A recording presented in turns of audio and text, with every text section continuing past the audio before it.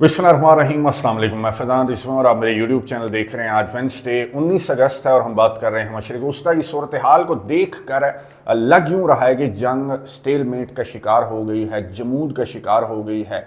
जिस तरह की बातें प्रोफेसर जियांग इस जंग के स्टार्टिंग डेज में कर रहा था कि जंग बड़ी लंबी चलेगी, इवन के रूस और यूक्रेन जंग से आपको याद होगा कि प्रोफेसर की जानिब से ईरान और अमेरिका जंग को कंपेयर किया जा रहा था। और अब आप नोट कर रहे होंगे कि हाँ यार, जंग तो स्टेलमेट का शिकार लग रही है। यूं कह लें कि जंग बड़ी ठंडी हो गई है। नेशनल मीडिया हो वो भी इस तरह से कवर नहीं कर रहा। फिर व्लॉगर्स भी आप देख रहे होंगे कि इधर उधर हो गए हैं। मुल्क की सियासत पर ज़्यादा बात की जा रही है क्योंकि ईरान और अमेरिका जंग को लेकर कुछ ख़ास स्टोरीज़ नहीं हैं। हाँ, तबसरे हैं, तज्ज़िये हैं कि ये हो सकता है, वो हो सकता है, ये प्लानिंग चल रही है, वो खुफिया मंसूबा बनाया जा रहा है ईरान की जानिब से या अमेरिका की जानिब से। इस तरह के डिस्कशंस तो हैं और उन डिस्कशंस को लेकर आप 2-4 वीडियोस भी देख रहे होंगे कि ऑनलाइन गर्दिश कर रही होती हैं, जिनमें से एक आधी आप भी स्किप कर देते होंगे कि भाई वही पुरानी बातें हैं, कुछ नया नहीं चल रहा, तबसरे और तज्ज़िये चल रहे हैं ईरान और अमेरिका जंग को लेकर। तो ये जंग इसलिए लग रहा है कि स्टेलमेट का शिकार हो गई है, जमूद का शिकार हो गई है। लेकिन कुछ का ख्याल ये है कि ये जमूद नहीं है बल्कि ये पॉज है, ये वक्फा है, ये तूफान से पहले की खामोशी है। क्योंकि ये खित्ता एक लंबी जंग अफोर्ड नहीं करता। जो मिडल ईस्ट का रीजन है, आपको मालूम है कि बड़े इंपॉर्टेंट रूट्स यहाँ से गुजरते हैं। अब नाए हुरमज़ है जो कि बंद है, 2 तरफ से बंद है। एक तरफ से तो ईरान ने कंट्रोल कर रखा है, फिर उसके ऊपर अमेरिका ने नाका लगा रखा है। तो पूरी दुनिया ये जो नाकाबंदी है, ये जो बंदिश है अब नाए हुरमज़ की, अफोर्ड नहीं करती। मिडल ईस्ट जो मिडल ईस्टर्न कंट्रीज़ हैं, जो अरब ममालिक हैं, वो भी अफोर्ड नहीं करते। इनका कारोबार इस पर मुतासर हो रहा है अब नाए हुरमज़ की बंदिश की वजह से। इवन के ईरान भी, मैं आपको बता दूं, हालांकि अल्टरनेट्स हैं 7 कंट्रीज़ के साथ। आपको मैंने बताया था कि ईरान लैंड बॉर्डर शेयर करता है, फिर कैस्पियन सी भी है। लेकिन लैंड रूट्स कभी भी, याद रखें कि समुद्री रास्ते का अल्टरनेट नहीं हो सकते। एक मिसाल मैं आपको सादा सी मिसाल दे दूं कि एक super tanker 2 million barrel oil जो है वो कैरी कर सकता है। अगर इसके अगेंस्ट लैंड रूट इस्तेमाल किया जाए कि ईरान देखे कि भाई ठीक है, ईरान जो अमेरिका है वो नाका लगाकर खड़ा हुआ है, तो नाका लगाकर खड़ा रहे, शौक पूरा करता रहे, देखेंगे कब तक खड़ा रहेगा, तब तक हम लैंड रूट इस्तेमाल कर लेते हैं, रेल रोड इस्तेमाल कर लेते हैं। ईरान और चाइना के दरमियान है ना एक रेल का रूट भी तो है ना। तो चलो, मालगाड़ी के थ्रू अगर 2 मिलियन बैरल ऑयल ईरान कहता है कि हम भेजते हैं, तो मैं आपको बता दूं कि 28 मालगाड़ियां लगेंगी 2 मिलियन बैरल ऑयल चाइना मुंतकिल करने के लिए। 28 मालगाड़ियां लगेंगी। अगर एक मालगाड़ी के 100 डब्बे हैं तो फिर आप खुद ही अंदाजा लगा लेंगे कितना कॉस्टली है, कितना टाइम टेकिंग है ये जो अल्टरनेट रूट है ईरान के लिए। तो इन्फ्लेशन ईरान के अंदर भी बढ़ रही है और ईरान भी अफोर्ड नहीं करता। हाँ, सरवाइव कर जाएगा ईरान, लेकिन ये बड़ा महंगा सर्वाइवल है। तो ईरान की भी एक कोशिश होगी कि ये जंग जल्द ख़त्म हो, लंबी ना लटके। या फिर दूसरा ऑप्शन ये है कि ईरान इंतज़ार करे, बैठ करके देखते हैं कि अमेरिका कब तक ये नाका लगाकर खड़ा रह सकता है। क्योंकि अमेरिका भी तो प्रॉब्लम्स फेस कर रहा है ना। अमेरिका के लिए भी तो फ्री नहीं है ना कि नाका लगाकर अमेरिका खड़ा रहे। बड़ा कॉस्टली पड़ रहा है अमेरिका को, जंग बड़ी कॉस्टली पड़ रही है, नाका बड़ा कॉस्टली पड़ रहा है। आप देख रहे होंगे कि किस तरह के मसाइल सामने आ रहे हैं कि एक के बाद एक जो एयरक्राफ्ट कैरियर है उसको रिप्लेस करना पड़ रहा है अमेरिका की जानिब से। पहले जेरल्ड आर फोर्ड को रिप्लेस किया गया, फिर इब्राहिम लिंकन को रिप्लेस करने के लिए जो यूएस जॉर्ज वाशिंगटन है वो निकल चुका है पैसिफिक से। और इसके साथ जो डिस्ट्रॉयर्स हैं वो रास्ते में ख़राब हो रहे हैं। एक डिस्ट्रॉयर ख़राब हो गया, जो जॉर्ज वाशिंगटन का डिस्ट्रॉयर था ना, वो ख़राब हो गया, लाइट चली गई, सीवरेज का मसला हो गया, उसे टो करके फिलीपींस ले जाना पड़ा खबरों के मुताबिक इसका इलाज करवाने के लिए। तो अमेरिका के लिए मिलिटरीली ये जंग, ये नाका, ये नुकसान बहुत ज़्यादा महंगा पड़ रहा है। यही वजह है कि पेंटागन ने $95 बिलियन का बजट मांगा है कांग्रेस से, अमेरिका से बजट मांगा जा रहा है पीट हेग्सेट की जानिब से, ट्रंप इंतजामिया की जानिब से। फिर डोमेस्टिकली भी बड़ी महंगी पड़ रही है अमेरिका को ये जंग। और अमेरिका ये जंग, ये नाका लंबा अमेरिका भी अफोर्ड नहीं करता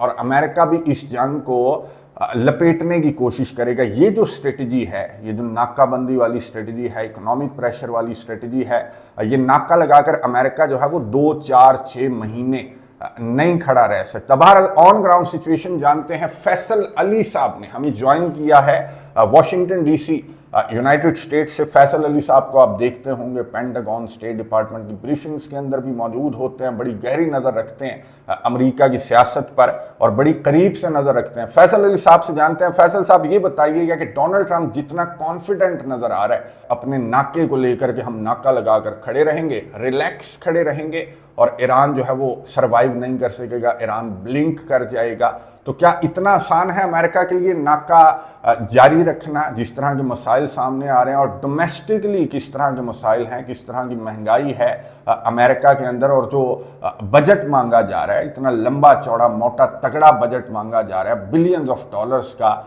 ट्रंप इंतजामिया की जानिब से, तो उसके अप्रूवल के कितने चांसेस हैं? जी बहुत शुक्रिया फैज़ान रिजवी साहब। यहाँ सबसे ज़्यादा इस वक्त डिस्कशन ये है कि ये जंग बहुत महंगी साबित हो चुकी है।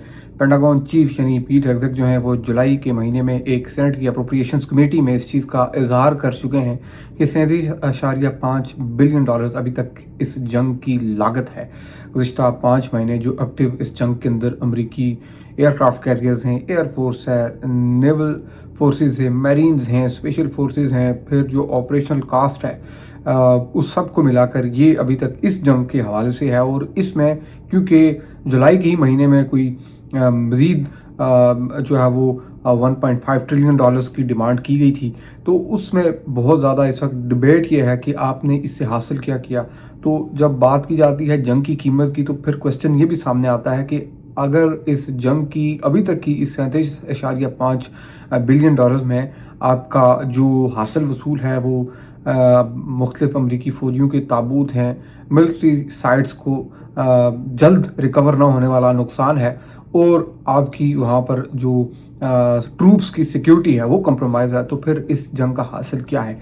तो ये दो डिबेट पैरेलल चल रहे हैं। जो कॉस्ट अमेरिका के अंदर गैसोलीन प्राइसेस की है, तो वो यकीनी तौर पर दस्तरस से बाहर है। ट्रंप इंतज़ामिया के ये दावे तो हैं कि तकरीबन हम अब $4 से बहुत नीचे हैं, लेकिन यहाँ प्राइसेस हर कंपनी तय करती है। और जंग के आगाज़ पर अमेरिका ने अपने स्ट्रेटेजिक ऑयल रिजर्व्स खोले थे और इन प्राइवेट कंपनी को बेचना शुरू किए थे इस शर्त पर कि 30% की जो इंटरेस्ट है, 30% के सूद के साथ आप इस कीमत को वापस लौटाएंगे। यानी हुकूमत जो आपको स्ट्रेटेजिक रिजर्व से फ्यूल खोल के दे रही है, निकाल के दे रही है, तो ये अब आप जब हुकूमत को पे करेंगे तो 30% सूद होगा। तो वो जो 30% है वो इस वक्त आवाम की जेबों से निकल रहा है। यानी जंग से पहले हम देखते थे अमेरिका में $2.70 या $2.80, मैक्सिमम $3 तक, बहुत ही ज़्यादा कर लें क्योंकि प्राइस अलग अलग होती हैं, तो $3.05 इस तक ऑयल जो गैस थी, यहाँ पर पेट्रोल की प्राइसेस थी। अब सिलसिला इस वक्त ये है कि 375 इस वक्त यहाँ कुछ स्टेट्स में आ चुकी है, 385, $4.35 यहाँ तक भी मामला है। यानी इस जंग की वजह से ये कॉस्ट इस कदर बढ़ चुकी है। फिर क्योंकि हम हाल ही में देखते हैं एडमिनिस्ट्रेशन बहुत ज़्यादा फोकस्ड है मिड टर्म के ऊपर, तो मिड टर्म में बहुत ज़्यादा वोटर देहाती इलाकों का है। देही इलाकों में रहने वाले जो किसान हैं उनको एड्रेस करने के लिए आपने देखा कि कैसे जुलाई में जो यहाँ सेनेट की आर्म्स अप्रोप्रिएशंस कमेटी में ट्रंप इंतज़ामिया अपने सेक्रेटरी ऑफ एग्रीकल्चर जो हैं उन्हें भी वो ले आए साथ, सेक्रेटरी ऑफ वार के साथ जॉइंट चीफ ऑफ स्टाफ भी थे और वो भी थी, खातून थी, वो एड्रेस कर रही थी कि कैसे किसानों का, क्योंकि इसके आज सबसे ज़्यादा मसला फर्टिलाइज़र का है, उस खाद का है जो अमेरिकी किसानों को लाजमी तौर पर चाहिए और वो शिपमेंट से आती है, उसकी कीमत बढ़ रही है, काफ़ी बढ़ चुकी है। और उसको काउंटर करने के लिए, टैकल करने के लिए, अपना वोटर सस्टेन करने के लिए, तो सदर ट्रंप ने, आपने देखा ही होगा कि जो आर्जी समझौता था MOU, उसमें भी ये करार दिया कि देखें जो ईरान को हम, हालांकि वो तो अब एक्सपायर हो चुका है, वो मायदा भी नहीं चला, लेकिन बहरहाल कहने की हद तक सदर ट्रंप लोगों को बेवकूफ़ कैसे बनाते हैं ये बात समझने की अहम है कि वो अमेरिकी किसानों को कह रहे थे कि देखिए अगर हम ईरान को कोई फ़ंड रिलीज़ करेंगे, पैसे देंगे, तो वो पैसा ईरान को नहीं देंगे, एक अकाउंट बनेगा उसमें रखेंगे और ईरान हमसे ज़राई अजनास ख़रीदेगा जो कि उस पैसे से हमें अदायगी वापस करेगा, तो वो पैसा तो टेक्निकली वापस हमारे पास ही आएगा। हालांकि आप इससे बखूबी आगाह हैं कि ईरान की अपनी एग्रीकल्चरल प्रोडक्शन, तकरीबन 7% पॉपुलेशन ईरान की 90% एग्रीकल्चरल रिक्वायरमेंट्स को पूरा करती है, जो कि फिगर्स हमने देखें। तो ये एक मामला है। और फिर लेटेस्ट जो कि 95 बिलियन डॉलर्स का एक बजट है, इसको लेकर क्योंकि बहुत ज़्यादा डिवीजन है, अभी तक सेनेट में मामला फंसा हुआ है, और उसकी भी वजह ये है कि जिस तरह अभी तक एक्सपेंस हो चुका है उसमें रिलक्टेंट है हाउस किसी भी ऐसे बजट को पास करने के लिए, और फिर यहाँ इंटरनल पॉलिटिक्स भी चल रही है। और इंटरनल पॉलिटिक्स ये है, सदर ट्रंप हाउस अफोर्डेबिलिटी एक्ट चाहते थे, सदर ट्रंप जो है वो वोटर आईडी एक्ट चाहते हैं, सेव अमेरिका एक्ट चाहते हैं। इस तरह के दीगर अमेरिकी कांग्रेस में करारदादें टेबल्ड हैं जिस पर डेमोक्रेट्स और रिपब्लिकन सियासत कर रहे हैं। तो ये भी पार्ट ऑफ दैट है। ये हाउस से तो हो चुकी है, सेनेट में अभी इसके लिए मसाइल हैं, लेकिन अब ये हमें देखना होगा कि विंडो काफ़ी नैरो हो रही है। नवंबर में इलेक्शन है और सदर ट्रंप बहुत ज़्यादा पुश कर रहे हैं कि जल्दी वो ऐसे कानून बनवाएं, कानून साजी हो कि उससे उनके ब्रॉडर जो इंटरेस्ट हैं वो सर्व भी हो सकें और उनको आसानी से वो मीटअप भी कर सकें। तो ये कुछ इस तरह की सिचुएशन है। ठीक है, बहुत शुक्रिया फैसल अली साहब की गुफ्तगू आप सुन रहे थे कि अमेरिका को भी ये जंग बड़ी कॉस्टली पड़ रही है, मिलिटरली भी बड़ी कॉस्टली पड़ रही है, नाका भी बड़ा महंगा पड़ रहा है, अमेरिका को अड्डे भी बड़े महंगे पड़ रहे हैं अपने मिडिल ईस्ट के अंदर, जिनको बहुत ज़्यादा नुकसान हो चुका है। फिर अमरीकियों को भी ये जंग जो है वो बड़ी कॉस्टली पड़ रही है। 375 385 जो गैसोलीन के प्राइसेस हैं अमेरिका के अंदर वो बहुत ज़्यादा बढ़ रहे हैं, और अमेरिका जो है वो अवाम की जेबों से इस जंग का खर्चा निकाल रहा है। फिर मज़ीद बजट भी मांगा जा रहा है जिसका अप्रूवल बहरहाल फैसल अली साहब के मुताबिक मुश्किल है कि इस बजट को अप्रूवल मिल जाए। फिर मिड टर्म्स भी सर पर हैं, तो अमेरिका भी लंबी जंग अफोर्ड नहीं करता क्योंकि मिड टर्म्स भी सर पर हैं जो कि अमेरिका के लिए, डोनाल्ड ट्रंप के लिए बड़े ज़रूरी हैं। फैसल अली साहब बहुत शुक्रिया, आपने तफसीलात से हमें आगाह किया, ऑन ग्राउंड सिचुएशन हमें बताई। फैसल अली साहब के चैनल का लिंक जो है वो आपको एंड स्क्रीन पर मिल जाएगा। मैं कोशिश करूंगा कि कोलैब भी कर दूं फैसल अली साहब के चैनल, ताकि आप जो ऑन ग्राउंड सिचुएशन है अमेरिका के अंदर, अमेरिका की सियासत के अंदर जो हलचल है वो आप फैसल अली साहब के चैनल पर जाकर वहां पर देख सकते हैं। बहरहाल मैं आपको बता दूं कि अब जबकि ईरान भी अफोर्ड नहीं करता, अमेरिका भी अफोर्ड नहीं करता, मिडिल ईस्ट भी अफोर्ड नहीं करता, ये दुनिया भी एक लंबी जंग इस रीजन के अंदर अफोर्ड नहीं करती, तो ये जंग ये लपेटने की कोशिश करेंगे। और इस तरह के ऑप्शंस पर मैं आपको बता दूं कि गौर किया जा रहा है, अमेरिका की जानिब से मुख्तलिफ ऑप्शंस पर गौर किया जा रहा है। पहला ऑप्शन तो ये है कि फॉल्स फ्लैग ऑपरेशन करके अमेरिका जो है वो मिडिल ईस्टर्न कंट्रीज को इस जंग के अंदर ड्रैग करना चाह रहा है। यूएई के ऊपर मिसाइल हमले रिपोर्ट हुए हैं जिनको ईरान की जानिब से डिनाई किया जा रहा है। फिर इराक पर ड्रोन हमले रिपोर्ट हुए हैं जिनको ईरान की जानिब से डिनाई किया जा रहा है। तो डोनाल्ड ट्रंप, अमेरिका, इसराइल ये कोशिश कर रहे हैं कि इन्हें आपस में लड़वा दें। मुसलमानों की बड़ी पुरानी स्ट्रेटजी है इनकी, जो कि अभी तक तो कामयाब नहीं हुई, लेकिन अब जिस तरह की हरकतें यूएई की जानिब से की जा रही हैं कि ईरान की जानिब से डिनायल सामने आने के बावजूद यूएई की जानिब से ईरान के साथ जो ट्रेड रिलेशंस हैं, जो कारोबार है, वो बिल्कुल ख़त्म कर दिया गया है। यूएई की जानिब से ईरान के साथ जो कारोबार है वो ख़त्म कर दिया गया है। और फिर डोनाल्ड ट्रंप ये भी कोशिश कर रहा है कि अपने जो दीगर एलाइज हैं उनको भी इस जंग के अंदर ड्रैग किया जाए। जैसे साउथ कोरिया को लेकर जिस तरह का फैसला डोनाल्ड ट्रंप की जानिब से सामने आया कि मिलिट्री ड्रिल्स कम कर दी हैं अमेरिका ने साउथ कोरिया के साथ, जो स्टार्ट ही से अमेरिका मिलिट्री ड्रिल्स भी करता था, तो अब अमेरिका की जानिब से साउथ कोरिया को, जापान को भी अकेला छोड़ दिया गया है कि भाई ईरान जंग के अंदर साथ दोगे तो फिर अमेरिका तुम्हारा साथ देगा। तो अमेरिका बहुत सारे कंट्रीज को इस जंग के अंदर ड्रैग करने की कोशिश कर रहा है, लेकिन ये कोशिशें अभी तक कामयाब नहीं हुई। फिर इसराइल और अमेरिका भी कोई गेम चेंजिंग स्ट्राइक की भी प्लानिंग कर रहे हैं कि ईरान के खिलाफ अगर ये नाकाबंदी कामयाब नहीं होती, ये इकोनॉमिक प्रेशर कामयाब नहीं होता, जो कि कामयाब होता हुआ मैंने आपको बता दिया कि नज़र नहीं आ रहा, तो फिर गेम चेंजिंग स्ट्राइक की तरफ भी अमेरिका और इसराइल जा सकते हैं। अभी तक तो इसराइल, आप देख रहे होंगे कि इसका फ़ायदा इसराइल बड़े अच्छे तरीके से उठा रहा है कि पूरी दुनिया का फोकस यहाँ पर है, मिडिल ईस्ट पर है, ईरान और अमेरिका जंग पर है, तो वहाँ पर इसराइल की जानिब से ना सिर्फ गज़ा, लबनान, बल्कि शाम पर भी मिसाइल मारे जा रहे हैं इसराइल की जानिब से, और आगे से अरब कंट्रीज़ मजम्मतें कर रहे हैं। लेकिन तुर्किया के हवाले से कहा जा रहा है, क्योंकि ये जो अबू ज़हूर एयर बेस जिसको इसराइल की जानिब से टारगेट किया गया शाम के अंदर, तो यहाँ पर तुर्किया का बड़ा इंटरेस्ट है, तुर्किया के फौजी भी आसपास ही मौजूद थे, तो ये बड़ा मामला ख़राब हो सकता था और ख़राब हो सकता है तुर्किया इस जंग में एंटर हो सकता है। और तुर्किया के एंटर होने का मतलब आपको मालूम है कि मक्का पैक्ट एक्टिवेट हो जाएगा, लेकिन ये भी मुझे कुछ ज़्यादा चांसेस नहीं लग रहे कि मक्का पैक्ट एक्टिवेट हो जाएगा। तुर्किया ने एक्टिवेट होना होता तो अभी तक बहुत कुछ इसराइल कर चुका, गजा के अंदर भी और शाम के अंदर भी बहुत कुछ कर चुका इसराइल। तो तुर्किया ने एक्टिवेट होना होता तो तुर्किया पहले एक्टिवेट हो जाता। हाँ, अब मक्का डिफेंस पैक्ट का अगर कोई असर हो रजब तैयब एर्दोगान पर, तो रजब तैयब एर्दोगान की जानिब से कोई टफ स्टांस भी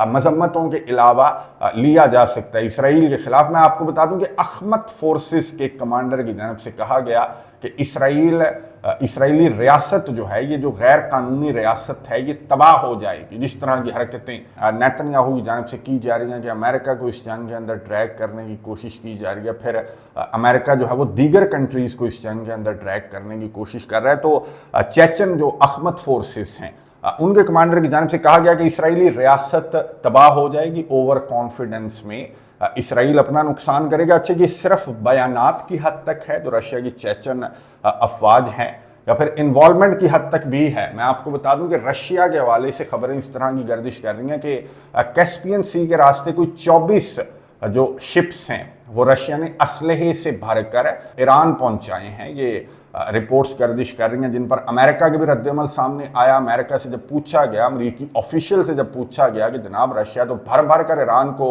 असलहा भी सप्लाई कर रहा है, कंपोनेंट्स भी ईरान को सप्लाई किए जा रहे हैं रशिया की जानिब से, तो अमरीकी ऑफिशियल की जानिब से कहा गया कि ट्रंप ने रेड लाइन ड्रॉ कर दी है रशिया के सामने भी और चाइना के सामने भी। ट्रंप की जानिब से रेड लाइन ड्रॉ कर दी गई है कि आपने इस जंग के अंदर इन्वॉल्व नहीं होना। लेकिन रशिया और चाइना जो है वो इन्वॉल्व तो हैं, सैटेलाइट लोकेशंस भी प्रोवाइड की जा रही हैं, फिर असलहा और कंपोनेंट्स वगैरह भी प्रोवाइड किए जा रहे हैं, ना सिर्फ रशिया की जानिब से बल्कि चाइना के जो कंपोनेंट्स हैं उनके भी सबूत मिल चुके हैं मिडिल ईस्टर्न कंट्रीज़ को, जहां से अमेरिका अपनी जो बेसिस है, मैं आपको बता दूं कि वो खाली करने की प्लानिंग अमेरिका की जानिब से की जा रही है। स्पेशली कुवैत, बहरीन और सऊदी अरेबिया से अमेरिका अपने अड्डे जो है वो खाली करने की प्लानिंग कर रहा है कि भाई इसराइल और उर्दन की हद तक ठीक है, जहां पर हमें ईरान के हमलों का ख़तरा और ख़दशा कम हो, तो वहां पर अड्डे मुंतकिल किए जा रहे हैं अमेरिका की जानिब से। फिर यहाँ पर रिकन्स्ट्रक्शन वगैरह की अमेरिका की प्लानिंग है कि जिन अड्डों को नुकसान हुआ उनको रिकन्स्ट्रक्ट किया जाएगा, फिर वापस अपने फौजियों को लाया जाएगा। और दूसरा इसका पहलू ये है कि अमेरिका ईरान पर कोई बड़ा हमला करने की प्लानिंग कर रहा है, इसलिए अपने फौजियों को और अपने एसेट्स को अमेरिका की जानिब से दूर मुंतकिल करने की प्लानिंग की जा रही है कि पहले अपने दिफा का बंदोबस्त करते हैं, फिर ईरान के ऊपर वो जो गेम चेंजिंग स्ट्राइक है वो ईरान के ऊपर अमेरिका और इसराइल की जानिब से की जा सकती है। इस खबर के दोनों पहलू मैंने आपको बता दिए। बहरहाल ईरान की तैयारियां बिल्कुल मुकम्मल हैं। ईरान भी बहुत सारे ऑप्शंस पर गौर कर रहा है, जिनको वॉशिंगटन पोस्ट ने रिपोर्ट किया, और वॉशिंगटन पोस्ट की जानिब से ये बताया गया कि ईरान की जानिब से जो अंडर सी केबल्स हैं उनको तबाह करने का, काटने का ईरान का मंसूबा है। ये मैं आपको बता दूं कि खलीज फारस से भी ये जो केबल्स हैं बहुत सारी इंटरनेट वगैरह की ये गुजरती हैं, जिनको ईरान की जानिब से नुकसान पहुंचाने का मंसूबा बनाया जा रहा है। वॉशिंगटन पोस्ट ये रिपोर्ट कर रहा है। फिर ईरान जो है वो गल्फ ममालिक पर ज़मीनी हमले की प्लानिंग कर रहा है कि जनाब कुवैत, बहरीन का जो अड्डा है उस पर फौजें उतारी जाएं ईरान की जानिब से। अगर अमेरिका ये गलती करता है ईरान के खिलाफ कोई बड़ा हमला करने की, गेम चेंजिंग स्ट्राइक करने की, या फिर ज़मीनी ऑपरेशन करने की गलती करता है, तो टिट फॉर टैट जवाब दिया जाएगा ईरान की जानिब से। बहरीन, कुवैत और दीगर अरब कंट्रीज़ के अंदर ऑपरेशन किया जाएगा, ज़मीनी ऑपरेशन किया जाएगा। ये प्लानिंग भी ईरान की जानिब से की जा रही है। फिर वॉशिंगटन पोस्ट के मुताबिक कुवैत और बहरीन के अंदर, जहां पर शिया मेजॉरिटी है, शिया मेजॉरिटी कंट्री है बहरीन, तो वहां पर कोई अनरेस्ट क्रिएट करने की भी IRGC की जानिब से प्लानिंग की जा रही है कि अरब कंट्रीज़ को मज़ीद प्रेशराइज किया जाए, ताकि अरब कंट्रीज़ जो हैं वो अमेरिका को प्रेशराइज करें और मुज़ाकरात की मेज़ पर बिठाएं, ईरान की कंडीशंस पर लेकर आएँ। तो इस तरह के कुछ मंसूबे ईरान की जानिब से भी बनाए जा रहे हैं। बहरहाल ईरान के IRGC के कमांडर की जानिब से कहा गया कि जंग रुकी नहीं है, बल्कि जंग तो अभी स्टार्ट ही नहीं हुई, जंग तो अभी स्टार्ट होना है, जिसकी तैयारियां अमेरिका और इसराइल की जानिब से की जा रही हैं। और अगर ये मंसूबे जो अमेरिका और इसराइल बना रहे हैं, अगर ये मंसूबे इनकी जानिब से इम्प्लीमेंट किए जाते हैं, तो फिर जंग जो है वो तब शुरू होगी, जिसकी तैयारियां ईरान, मैंने आपको बता दिया कि मुकम्मल कर चुका है। और मुख्तलिफ मंसूबे ईरान की जानिब से भी बनाए जा रहे हैं कि अगर अमेरिका और इसराइल कन्फ्रंटेशन की तरफ जाते हैं या गेम चेंजिंग स्ट्राइक की तरफ जाते हैं तो मुंह तोड़ जवाब ईरान की जानिब से अमेरिका और इसराइल को दिया जाएगा। बहरहाल ये जंग जो है, ये जो स्टेल मेट का शिकार लग रही है, तो स्टेल मेट नहीं है, ये जमूद नहीं है, बल्कि वक्फा इसको कह सकते हैं। किसी बड़ी जंग की तैयारी के लिए वक्फा इसको कहा जा सकता है। अगर मीडिएशन की कोशिशें कामयाब नहीं होती या अमेरिका के सदर डोनाल्ड ट्रंप को होश नहीं आता तो वो ईरान के खिलाफ ये जो मंसूबे अमेरिका बना रहा है तो इनको इम्प्लीमेंट भी अमेरिका की जानिब से किया जा सकता है और फिर जंग जो है वो स्टार्ट होगी जिस तरह से ईरान ने कहा। मैं नज़र रखूंगा, आपको अपडेट्स देता रहूंगा। कमेंट्स बॉक्स में अपनी राय का इजहार ज़रूर कीजिएगा। अगली वीडियो तक के लिए इजाज़त दीजिए। अल्लाह हाफिज़।